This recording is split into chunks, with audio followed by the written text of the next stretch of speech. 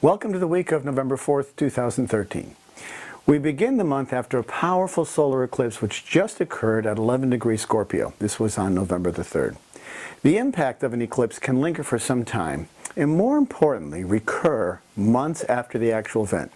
The 11 degree Scorpio point will be an active spot for any planet that transits that degree, such as Mars, for example, in August of 2014. Eclipses bring a lot of drama to the forefront and draw our attention. It's no small irony that the budgetary crisis of the United States Congress is currently only a temporary solution. The eclipse may provide the trigger for that resolution. This would be a critical time for that to happen. Typical outcome of an eclipse is manifested by breakthroughs, necessary breakthroughs at that. They bring to our attention things that require repair in some manner. Always the case. Most importantly, they are there for our greater good, so be mindful of that. Log jams become cleared, contracts get signed, and agreements are all made that move humanity forward in some positive direction. We can only hope that this comes at this time of this season. We will witness Election Day this week in the United States, and it may prove to be quite revealing given the current financial problems we're having. Will the public express their frustration over elected officials who willfully and wrongfully brought us to a cliff edge? I mean, seriously, we have the power now. The vote is powerful.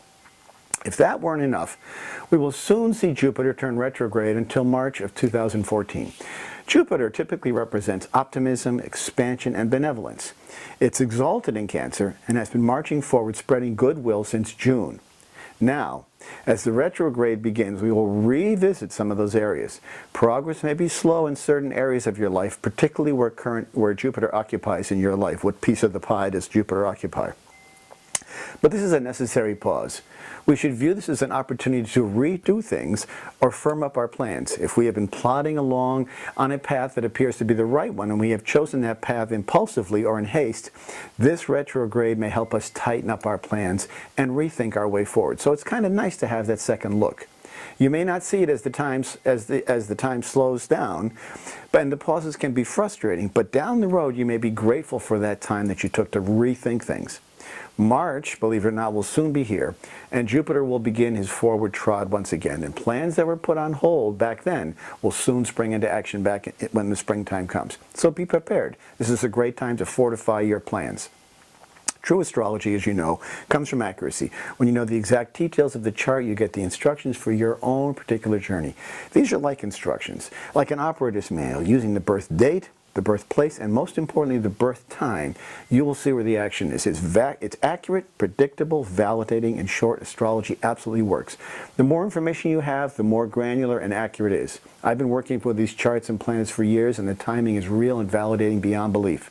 Listen, each Friday morning now, to Turning of the Wheel on Awakening Zone Radio at 11 o'clock a.m. And you can call me there at 1-714-364-4353 for a free reading, or write to me at chris@chrisflisher.com, and I will be happy to help you in any way possible. I will look forward to seeing you all next week.